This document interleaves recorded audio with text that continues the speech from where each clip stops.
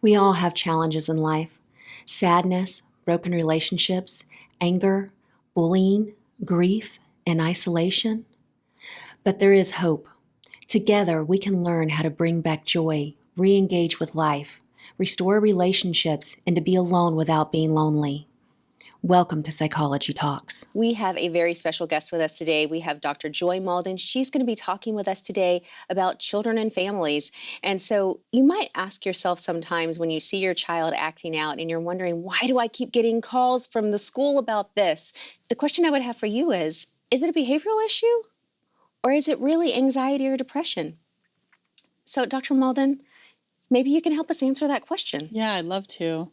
Thank you for having me and for being here. It's such an honor to be here with you. I think that's a fair question to ask because a lot of times kids respond in ways that are shocking to us as parents.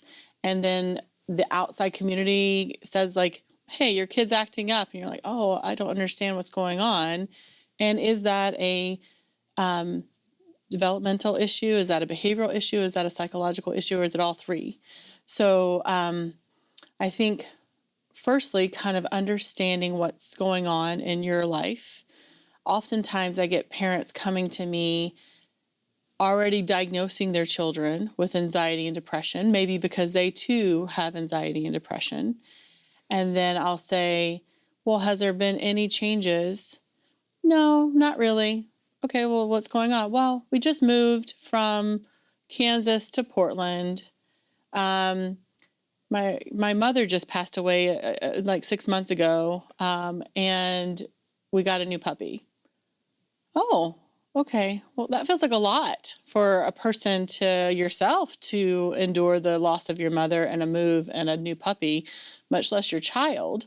And so oftentimes our kids will hold it together at home because there's so much disruptions, and then they'll act out at school because they don't want to be a bother at home, or vice versa. They'll act out at school and then not at home, or so. Well, there are a lot of demands at school. So, you've got to pay attention for 6 to 8 hours. You've got to learn all this new material in math and science and history and art and all these other academic areas, and you've got all this other stuff that you're dealing with the social pieces of dealing with your peers and dealing with the teacher. And so the expectation is going to be very different there, and you have so much more that you're managing. Yeah. And so I think then going to the clinical concern, right? Let's just take the same scenario. And you've been talking to your kid about the move. You've helped process grandma's passing. The puppy seems to be a well-welcomed member of the family, and yet your kid is still struggling. Anxiety and depression look different with kids. It's not like adults, like where they necessarily will be in bed all day long, or they'll be crying all the time. They could be really aggressive. They could be isolating. So thinking about, is there a difference in the behavior that what they used to have? Are they not the same kid that they were a month ago, a couple weeks ago, a year ago? You know your child better than anyone else. What are you seeing that's different? And can you explain that with an environmental factor, or does it seem to be more than that? And then how to talk about that with your doctor and with your child. And so you said doctor. So I'm assuming you're meaning pediatrician. Mm-hmm. And so at what point does a parent say, this is more than just, I need to take them to the pediatrician, I need additional support? Are you asking like for therapy? Is that kind of for, the idea? for therapy in some form or another. And we can talk maybe about what those forms might be. Yeah. But maybe let's just start with that first question about how do you know when what's going on for your child is significant enough that they need additional support outside of you and their doctor? So I think it's important for parents to realize that they don't have to be everything to their child, that they love their child, they're their parent, and that is a significant role. But they're not a pediatrician, nor are they a teacher, and nor are they a psychologist. And sometimes we need to get in those team players for another point of view. So I think your pediatrician is a good place to start, that they're a good person to bounce off developmental milestones, and are there mood swings during this time, and is there other medical concerns? Because what if there's a digestive disorder? There's kids get really cranky when they're constipated, or they get really cranky when they're not sleeping well, or they get really cranky when they're teething, or they get really cranky when they are growing, right? So how much of that is a developmental thing that's happening? And before we label that into a disorder, I had one parent, there was a child that was 4 years old and a child that was 2 years old, and seeing me, and the parent felt that the 4-year-old was bipolar. And I said, tell me why you feel that way. Because her mood swings, she mood swings all the time. She hits her sister, she bites her sister, then she hugs her sister, then she yells at me and hugs me.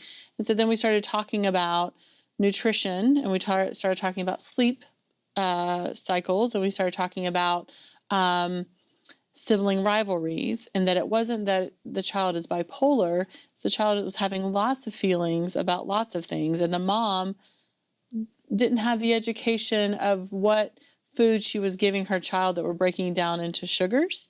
And so she thought giving her child oatmeal, ramen noodles, fish crackers, and then SpaghettiOs for dinner was all different things, but then learning that that all breaks down to sugar. So the kid was getting sugar all day, and that will make your mood go up and then drop, and mood go up and then drop. So I think that we often want a label for things, and then sometimes we need help with getting that label. So like, and that depression can be situational. It doesn't have to be a personality type or a life sentence. Or anxiety can be situational because something bad did happen. I just saw a patient where they were at the mall and they saw the police have to escort out somebody at the mall, and they're 9 years old, and that was pretty surprising for them. So they got really worried, and now we're working through the worries about how are you safe? How do you know you're safe? Because they wonder at home, is the weird person going to know where they live? And so kids have a big imagination. So how to talk through and push through those anxieties and not push away from them. But then, so the homework was for them to go back to the mall and to walk around and to learn some breathing techniques to calm yourself down when you're feeling a little worried, and realize that that was a very odd day at the mall, that I've been to the mall thousands of times and have never seen anybody escorted out of the with police. Well, and there's a lot of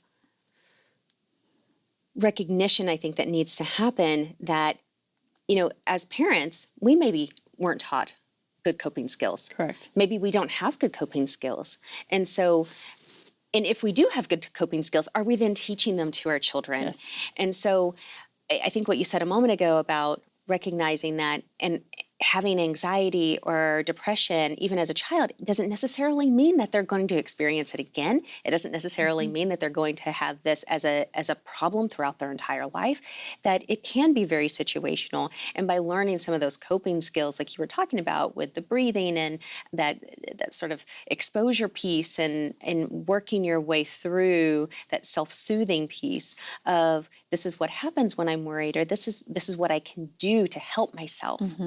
And so teaching some of those. And if we don't know them ourselves, it's a good time to learn. Yes. But if we do have them, are we being intentional about teaching them to our children? Yep. And I think that there's a lot of shame about being depressed, and there's a lot of shame about anxiety. So I love what you said about practicing, and you want to do that when you're in your good place, right? That oftentimes I see people when they're in their worst place. And that's really hard to teach when you're very frazzled or you're suicidal. And kids can be. And so how do parents not shy away from those conversations? How do you talk to your kids about suicide and say, have you ever thought about hurting yourself? Have you ever thought about how you would hurt yourself? And do you know what you would do if you needed help, who would you call for help? And so having an action plan when your kids are not in their most critical is a really good conversation. And it feels, I think some parents will feel like, why are we doing this right now? Like everything's fine. Great. Isn't that a good time to be in the car and just going to soccer practice and like, hey, who are 3 people that you would call if you were really scared and you couldn't get me on the phone? Who are 3 people that you would call? Go. Who is it?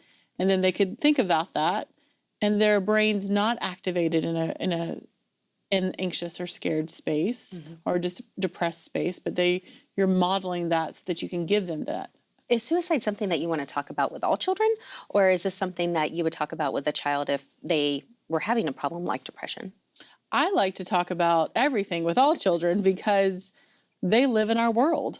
And they may never, ever, God hope they never have suicidal thoughts, but that doesn't mean that they don't have friends that will. So especially when your kids get older and they start hanging out with peers, then oftentimes kids become their peers' counselors. And so I think having conversations about what to do when subjects come up is helpful. It's giving them tools and skills that maybe they'll never have to use, but it's really good. Like every family should have an escape route if there's a fire, and you should practice that. Every family should know how to call 911, what to do when certain things happen because emergencies do come up. So I think that's the same kind of thing, these are emotional emergencies. And what do we do when we have an emotional emergency? So having a conversation with your child about what does it look like? What does depression look like? How would you know if you were depressed? Yeah. And get their thoughts on it. Yeah. And, what would you do if you felt depressed? Would you talk to me about it? Would you talk to Dad about it? Would you talk to, your friend? Is there a safe adult that you would talk to? And so giving them some ideas if they don't have ideas sounds like would be a good plan. Yeah, and I feel like using words like depressed sometimes gets overused. So it's okay to be sad. Like if grandma dies, it's okay to be sad. And that doesn't mean you're depressed. Grief doesn't mean necessarily depression. But depression looks like we're not playing outside anymore. And you used to play with your best friend outside all the time. And I noticed for the last 3 weeks, you're coming in and just sitting on the couch and playing your tablet. Is there something going on? Do you want to tell me what's going on? So helping them to recognize their emotions when they're having them. Yes. And to help them have language for it. So giving them, and maybe that means that we have to learn ourselves. Yeah.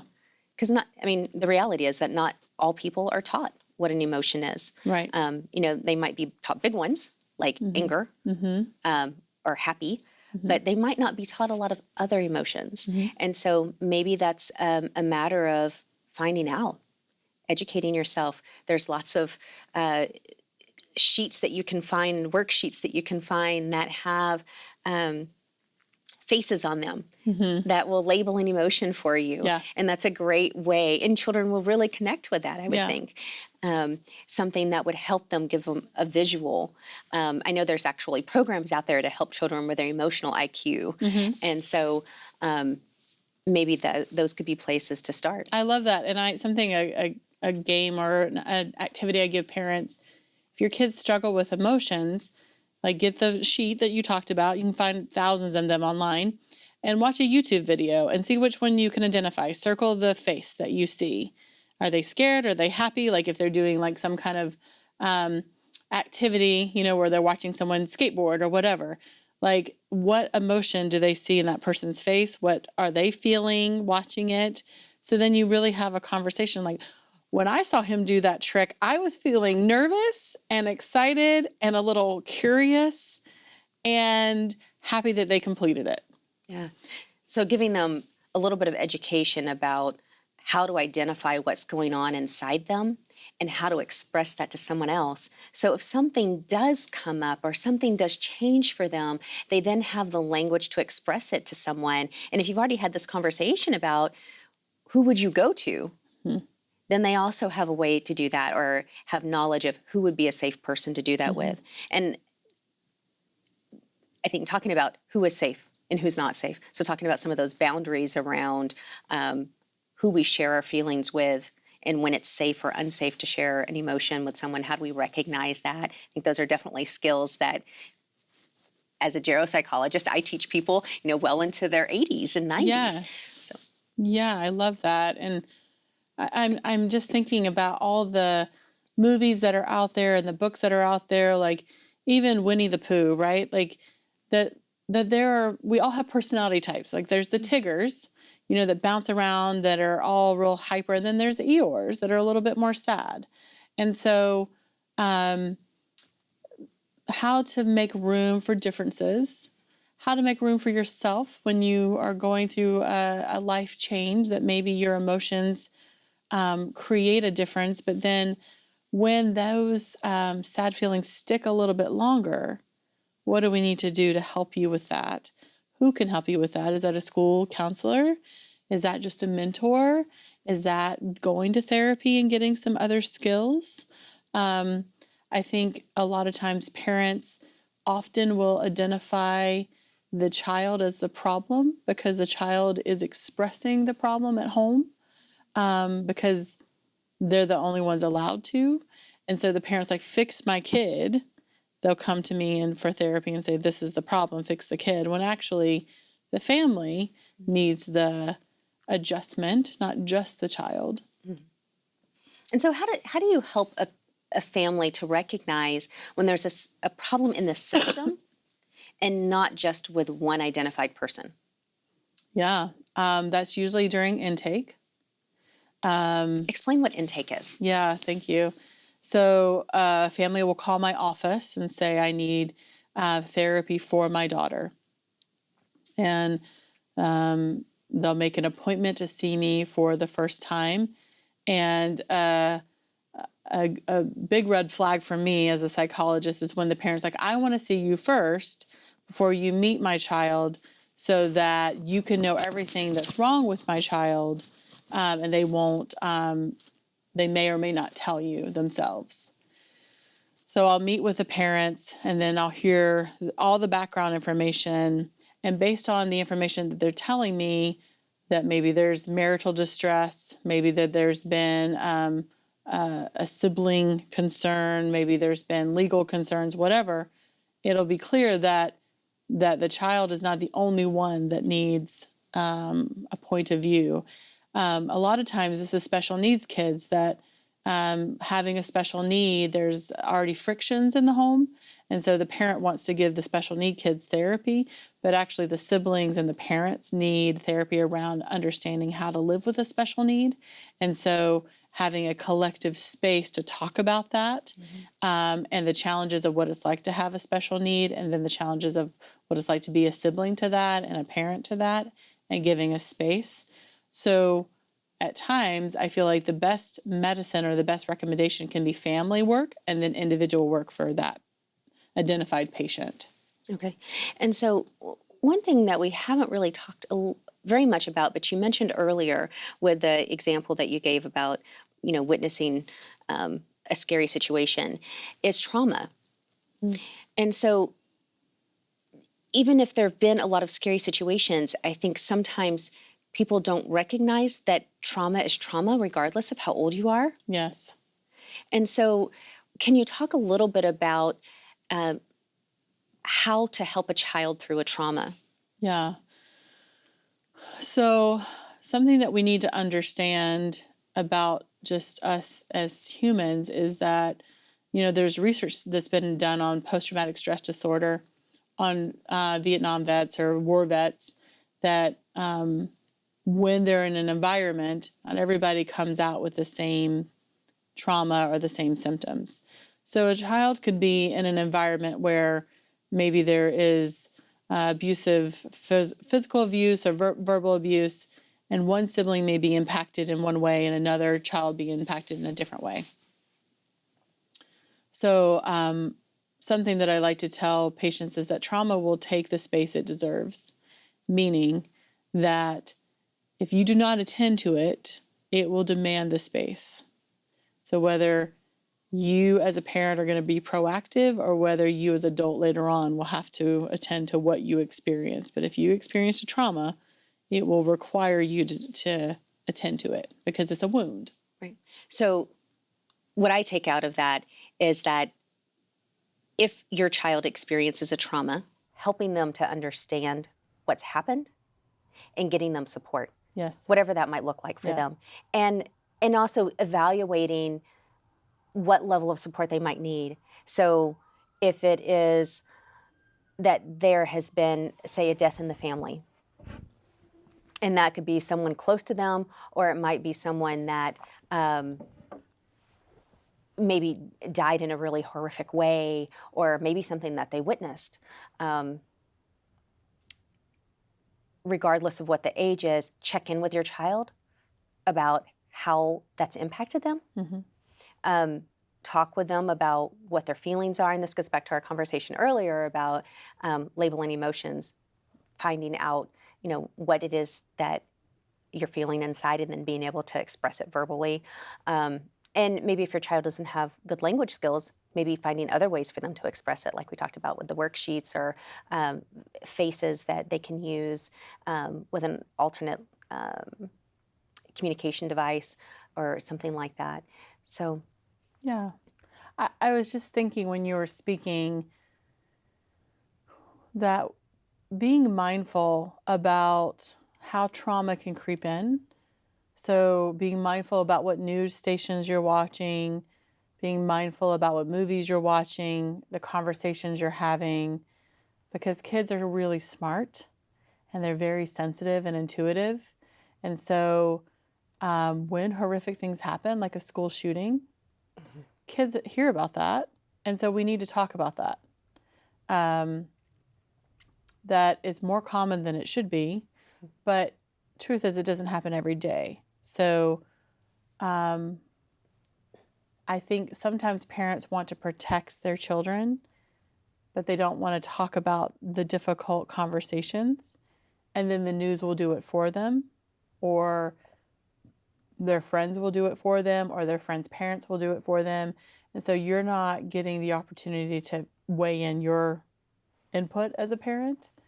And so being aware of that. But when something happens, not to be quiet about it. So if something horrific happens to them, we know that many children are abused, how to talk about that.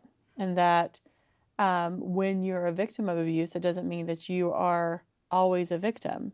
This doesn't define you as a person. This was an experience that happened that you can grow and live and develop from. But if we don't ever give them a chance to talk about it, if we don't give them a chance to, there's a psychology word, process it, but metabolize it, to think about it, to own it, to understand it, then we don't allow them to know the rest of the story. And then they feel somehow damaged and they feel somehow broken, and they carry that with them. And I think that what happens is that we might have parents that have their own traumas, their own adverse childhood experiences, where there's a study, the ACE study around that, and they haven't metabolized, thought about, understood what happened to them. let's talk a little bit about the ACE study. Okay. And what that is, and what are some of those factors? Yeah, so adverse childhood experiences is what the ACE study is. And so looking at divorce, looking at incarceration, looking at abuse, sexual, physical, emotional abuse, looking at shelter, if you've been homeless, if you haven't been homeless, looking at violence. So And that would be domestic violence, violence against the child, witnessing violence Correct. against others. yeah. So each one of those in the study, you get a point for whatever you've experienced as an adult. And what we've learned is the higher your number, the higher your ACE score is, the likelihood, or the higher likelihood that you could have some physical concerns, high blood pressure, anxiety, depression, obesity, addictions. So if you come from a history of that, knowing that you could have some limitations yourself, right? That there can be some health concerns yourself and also some mental health concerns.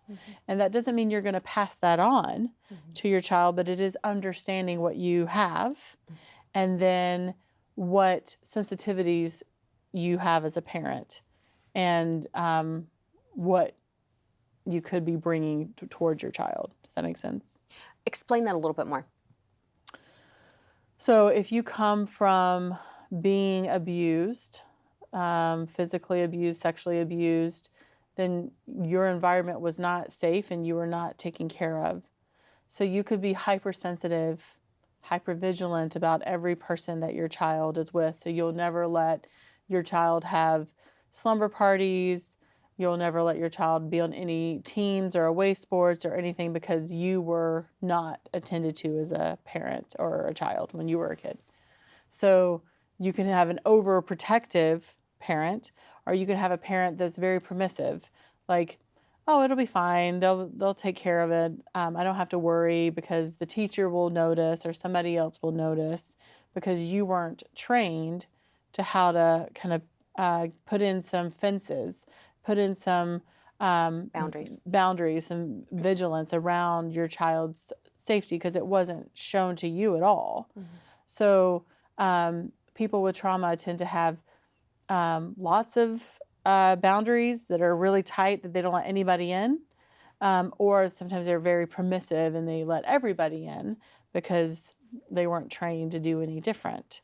So sit back for a moment and think about how you were raised and how that just could be impacting how you raised your kids in positive and negative ways. Yeah. So recognizing that when you've had trauma in your history or you've had depression or anxiety, that in some ways that could be sort of bleeding out into your family system and impacting your children. And so taking a look at that in your parenting style and in the things that you're teaching your children and how to cope, or maybe not teaching your children about how to cope.